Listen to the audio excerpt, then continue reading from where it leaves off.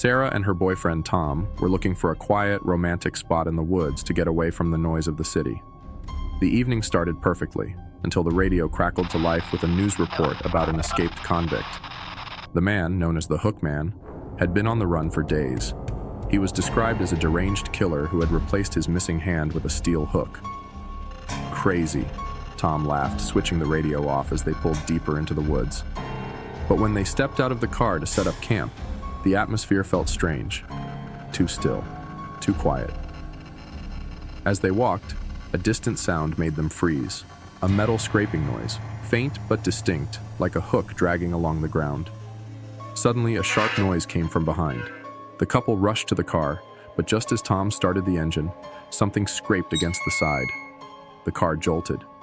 Sarah screamed as she saw a bloodied hook dangling from the car door handle. They sped away, heart pounding. The next day, when the authorities found the car, they discovered blood splatters near the door. The Hook Man had been close, too close. The real horror? The police found a message carved into the dirt. You're lucky you left when you did.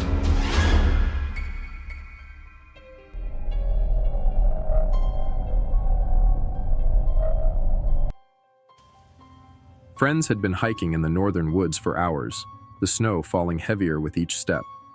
The map they had relied on was useless, the terrain too harsh, the trees too dense. They knew they were lost, but with no other choice, they set up camp near an abandoned cabin.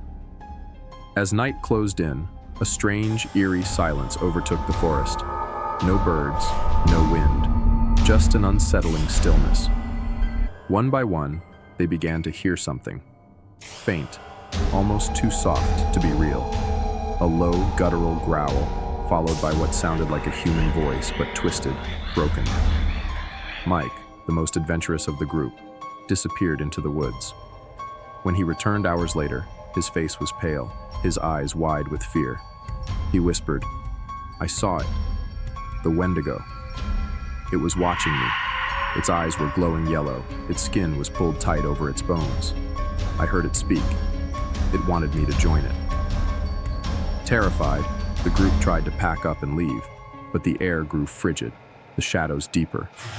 As they huddled together in the cabin, they heard the unmistakable sound of scraping claws on wood. The Wendigo was circling them, its hunger insatiable. They could hear its voice whispering from the darkness. "Come closer, I need you."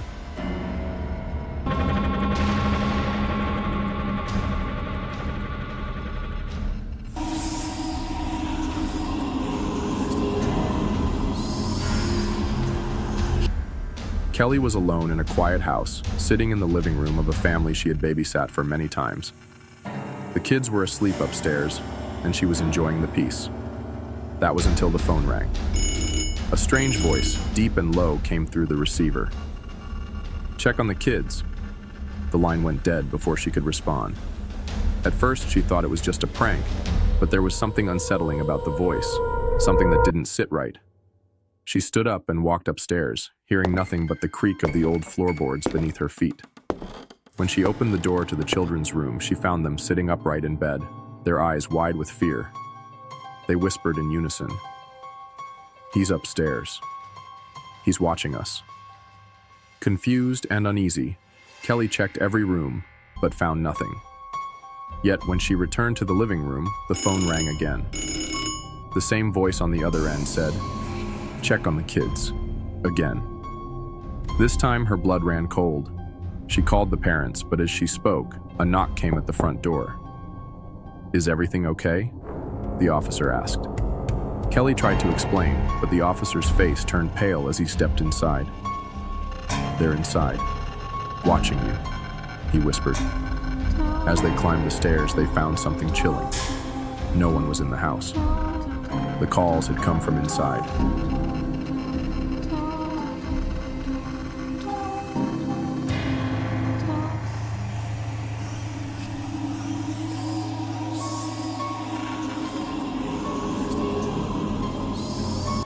Jennifer had recently moved into an old, creaky house at the edge of town. It was charming, but filled with strange little quirks. One of the oddities was an old mirror in the hallway, its surface marred by a long crack running down its length. The first few nights were uneventful, but one evening, as Jennifer brushed her teeth, she caught sight of something in the mirror. Her reflection wasn't quite right. Her smile was twisted, and her eyes seemed hollow, drained of any life. She turned quickly, heart racing, but when she looked back at the mirror, the reflection remained frozen, staring at her with a sinister grin. The longer she stared, the more the reflection seemed to move on its own. It winked at her, then slowly lifted a hand, its fingers stretching toward her. Terrified, she ran out of the bathroom. That night, she heard soft whispering from the hallway. She walked cautiously toward the mirror, only to see that it had moved. The woman in the glass wasn't just a reflection anymore. It was something that had slipped into the real world. As Jennifer reached out to touch it, the reflection suddenly reached back.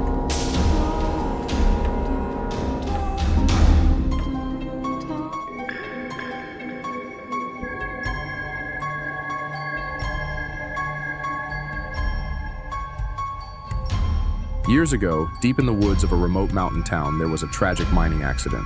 A cave-in killed dozens of miners, their bodies never recovered. To this day, locals claim that strange lights can be seen flickering in the forest at night, wandering aimlessly through the trees. They call these lights the work of the Lantern Keeper, a vengeful spirit who guards the souls of the lost miners. One summer, a group of hikers decided to camp near the old mining site, dismissing the warnings of locals as folklore. That night, as they sat around their fire, a pale blue light appeared in the distance. At first, they thought it was a lost camper with a lantern, but as it grew closer, they noticed something strange. The light hovered unnaturally, never swaying or flickering like a real flame. One of the hikers, Paul, decided to investigate despite his friend's protests. As he approached the light, he could hear faint, anguished whispers in the air. Then, he saw it. A tall, shadowy figure holding a lantern in one hand. The figure turned slowly toward Paul, its hollow eyes glowing like dying embers. Paul froze as the figure raised its other hand, bony and clawed, and pointed at him. The hikers back at the campsite heard a scream pierce the still night air, then silence. When they ran to find Paul, there was no trace of him, only his flashlight lying on the ground, its beam flickering weakly. Some say the Lantern Keeper adds those who trespass to his collection, turning them into eternal wanderers, their lights flickering aimlessly in the woods. To this day, locals warn travelers, if you see a light in the forest, never follow it. It might be the Lantern Keeper looking for you.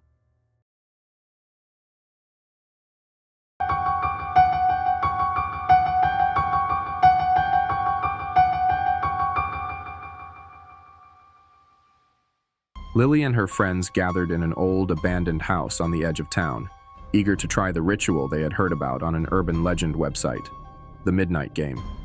The rules were simple but terrifying.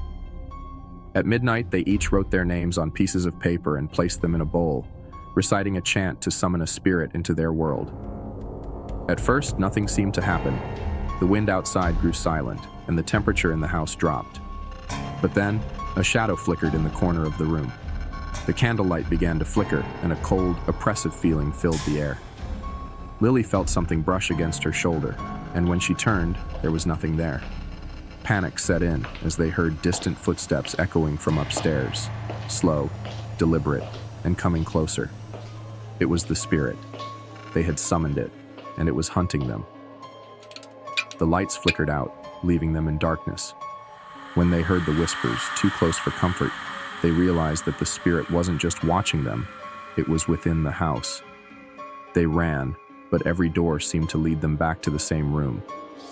The game had begun.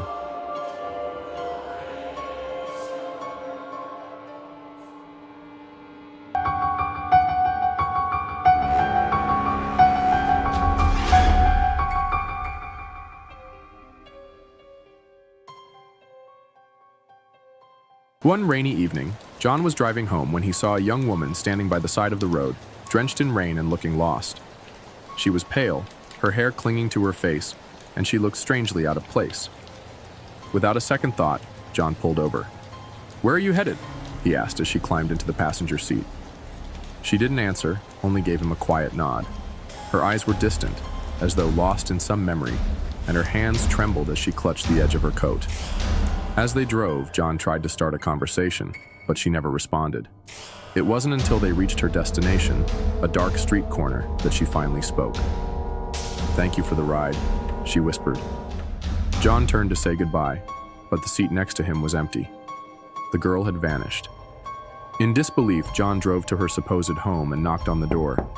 An elderly woman answered, her face pale when John asked about the girl. "She died years ago in a car crash," the woman said, her voice shaking. "Right at that intersection."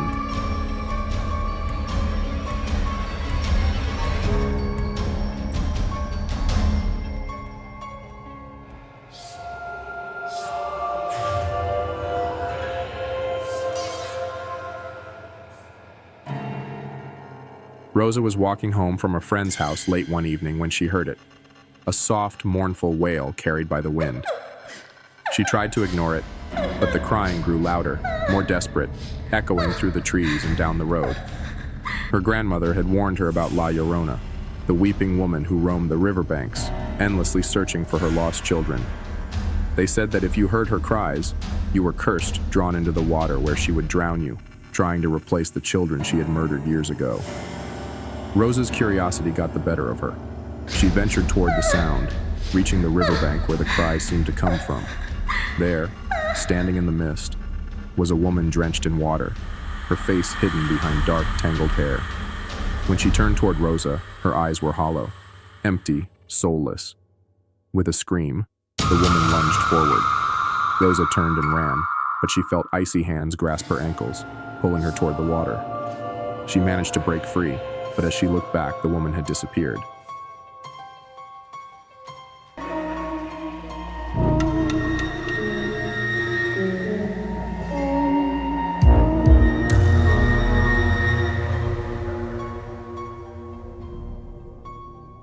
When Emily moved into her new apartment, she barely noticed the small, windowless spare room. It was cold and felt oddly empty, but she figured it was just old insulation. On her first night, a faint knocking sound woke her. It came from the spare room.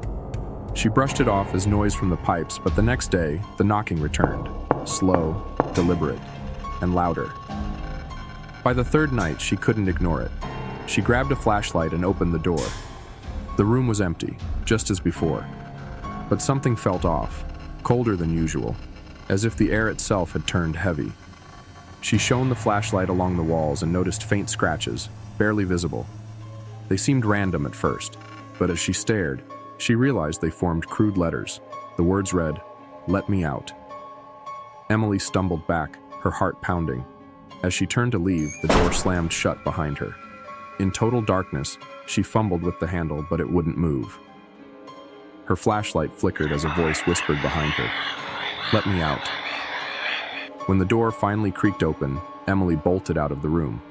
She locked the door and piled furniture in front of it, determined to never go near it again. But that night, the knocking returned, louder, angrier. Then it stopped. She dared to hope it was over until she heard the creak of the door open. She turned to see it swinging wide, even though she had locked it. A figure stood in the doorway, gaunt, hollow-eyed, and clawed, its head tilting unnaturally as it rasped, "You shouldn't have opened the door." Emily screamed, but the neighbors found her apartment empty the next day. Only the spare room remained, cold and silent. But if you listen closely, some say you can still hear the faint knocking, waiting for someone to answer.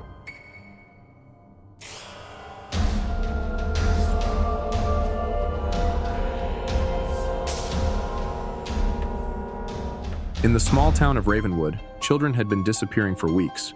Each time there was no trace left behind, no clues, no explanation. The town's only theory was that someone, was hiding in the sewers beneath the streets. Jake, a local teen, decided to investigate. Armed with nothing but a flashlight, he made his way into the dark, dank tunnels, the sound of rushing water his only company. The deeper he went, the thicker the air became. Suddenly, he heard something, a scraping, dragging sound, as if something heavy was moving through the pipes. Then, in the flickering light, he saw it. A tall, skeletal figure half submerged in muck. Its eyes glowed an eerie yellow. The creature let out a low growl before charging at him. Jake ran, his heart pounding, but the creature was faster. The last thing Jake saw was its long, gnarled fingers reaching out to grab him. The only thing left behind was a trail of bloody footprints leading into the darkness.